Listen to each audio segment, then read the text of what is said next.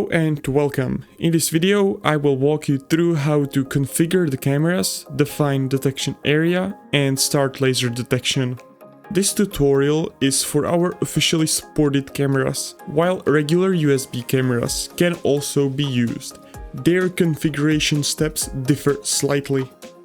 Start by mounting the camera on a tripod. For initial setup, we recommend removing the optical filter. This makes it easier to align the camera correctly. Adjust the camera position so it roughly sees the projection screen. The camera has two adjustment rings. One is for focus and the other is for aperture. The focus ring is used to get camera into focus. And the aperture ring is for significant changes in light gathering power of the camera. We don't recommend moving this ring unless you are troubleshooting. In the top left corner of the interface, you'll find the camera selection panel. Here, you can choose which camera to use and set its resolution. We recommend selecting the camera's native resolution, which provides the highest number of pixels. If your camera doesn't appear on the list, click the small refresh button to update the available devices. Once you've selected the correct camera and resolution, click the Start button. Just below the camera selection panel is the camera view. This shows a live feed of what the camera sees at all times. You will also see a preview checkbox. When enabled, it displays the live camera feed on the main window. Under camera view is a system monitor. This tool updates every 10 seconds and is especially useful for troubleshooting. Two key indicators to watch here. FPS or frames per second. This shows how many frames the camera is capturing each second. DET or detection time. This displays the average time it takes to complete laser detection.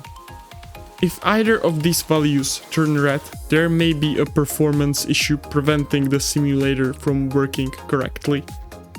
In such cases, check out our documentation at docs.helioninteractive.com for detailed troubleshooting. Finally, at the top is the snapshot button. Clicking it captures the current camera's frame and displays it in the main window. With our cameras, the only setting you'll need to adjust most of the time is gain, which controls the brightness of the camera image. You will find the gain slider in the camera section. Drag it to the right for a brighter image or to the left for a dimmer one. Also adjust the camera on the tripod so all corners of the projection are clearly visible. If some corners are too dim, don't worry about it, we'll fix this problem in a second. Now it's time to set the detection area. This defines the part of the screen where laser will be tracked. When the projection is visible, click the detection area button in LATRAS hub. This will open a new window. In this window, you can select the detection area, take a camera snapshot, adjust the gain, or highlight the screen. If you have projection screen and another display, we recommend to highlight the projection. This makes detection area selection easier as it provides more contrast. This can be done directly from LATRAS hub by clicking the highlight button. If the highlight appears on a different display that the projection is on, navigate to Settings and set the preferred display.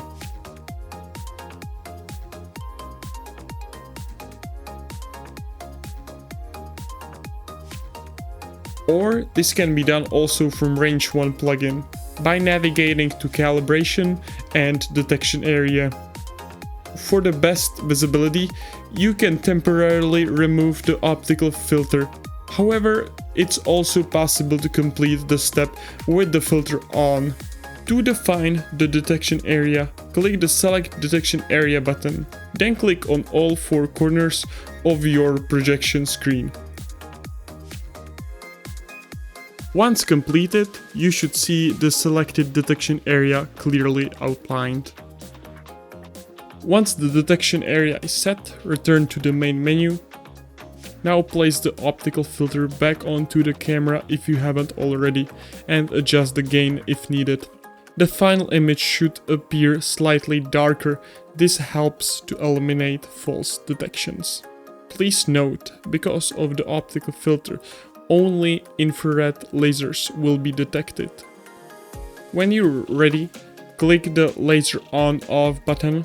When this button is highlighted in yellow, laser detection is active.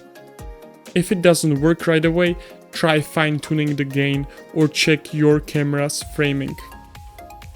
3 most common problematic states are: hits are not detected or just some are. In this case, increase the gain. If hits are detected but significantly lower than shot at, in this case also increase the gain. If there are too many false detections or laser is detected twice, lower the gain. You can visit our documentation at docs.healinginteractive.com for more troubleshooting or help. When everything is properly set up, it's time to start Range 1 or any other plugin.